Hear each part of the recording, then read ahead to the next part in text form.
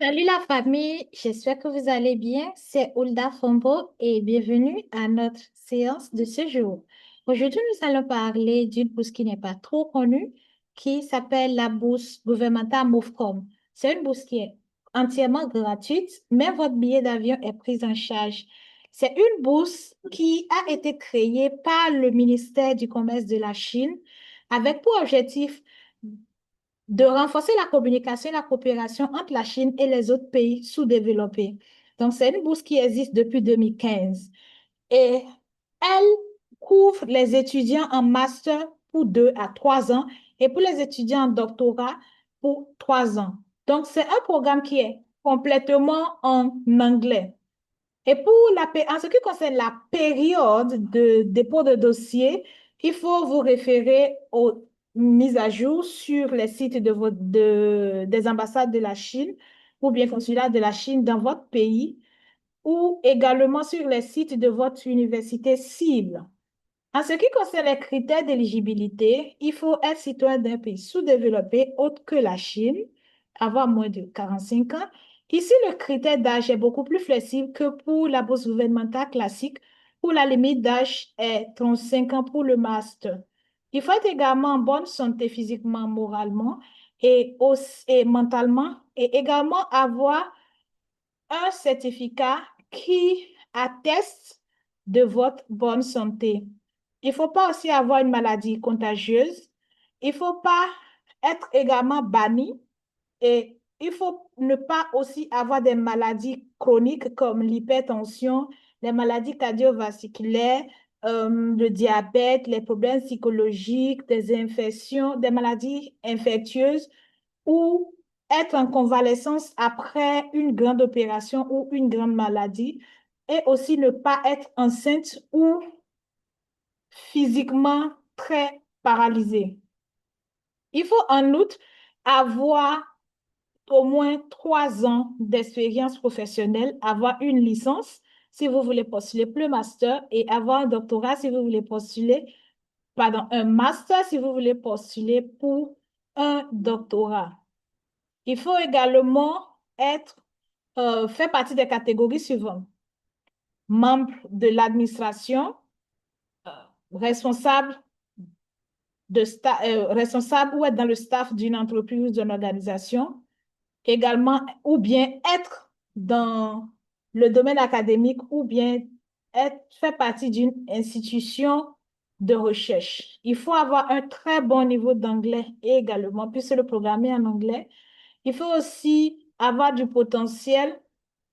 Il faut être aussi dans un milieu qui peut vous permettre de vous développer professionnellement, mais également être désireux de participer à des échanges amicaux et une coopération entre votre pays et la Chine, qui est votre pays hôte. Il faut ne pas avoir une autre bourse gouvernementale déjà en Chine ou bien être en train d'étudier déjà au niveau de la Chine. Maintenant, quels sont les frais qui sont pris en charge par cette bourse? Nous avons votre frais de formation qui est pris en charge. Il y a également des frais pour vos fournitures. Il y a des frais pour les recherches. Il y a aussi allocation mensuelle. Et également des frais pour la supervision de votre dissertation. Vous avez également un logement sur le campus. Votre assurance médicale est également prise en charge. Vous avez également droit à 3 000 yuan par personne comme frais d'installation. Vous avez également droit à une allocation mensuelle de 3 000 pour le master, 3 500 pour le doctorat.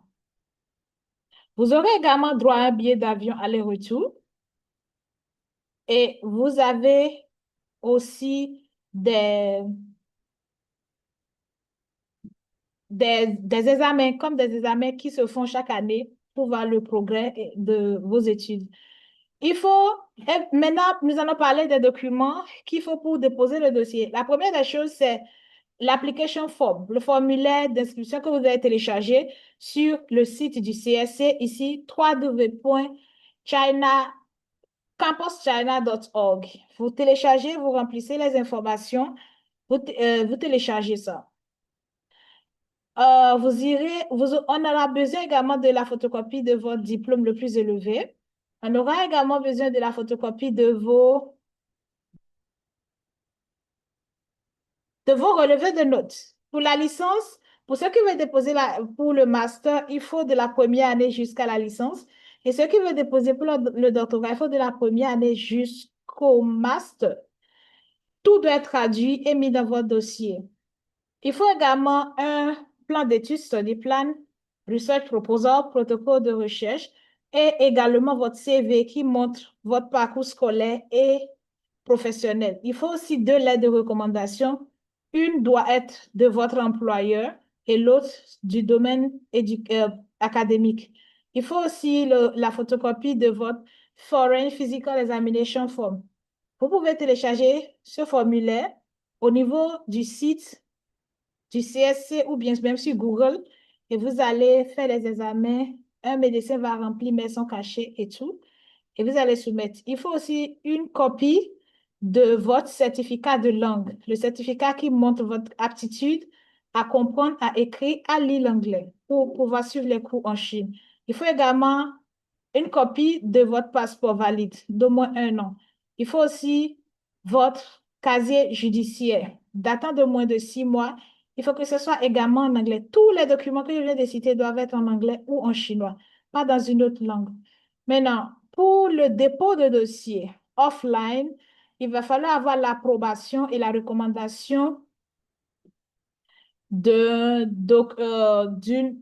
institution dans le pays hôte.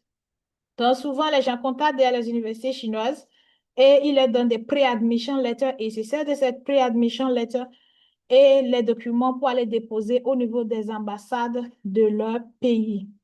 Donc, tous les documents, un reminder, tous les documents doivent être dans l'une des langues anglais ou chinois. Ici, nous avons seulement 26 institutions en Chine qui prennent en charge les étudiants de cette bourse. Mais avant d'y aller, nous allons parler rapidement du processus pour déposer le dossier. Premièrement, il faut aller sur le site www.campuschina.org. Vous créez votre compte, vous mettez vos informations, vous sélectionnez le programme. Faites très attention à ces étapes-là. Le programme, il y a plusieurs catégories de bourses et de programmes au niveau du site du CSC. Donc, arrivez là-bas, vous faites attention, choisissez type A. C'est ceci seul qui est pour la bourse MOVCOM. Donc, quand vous cliquez dessus, ça va arriver. Et vous choisissez Agency Number, le 3010. Si vous choisissez mal ici, vous serez en train de penser que vous déposez pour MOVCOM, mais vous avez choisi un autre programme, vous avez déposé pour une autre bourse. Donc, faites très attention à l'étape 3 et 4.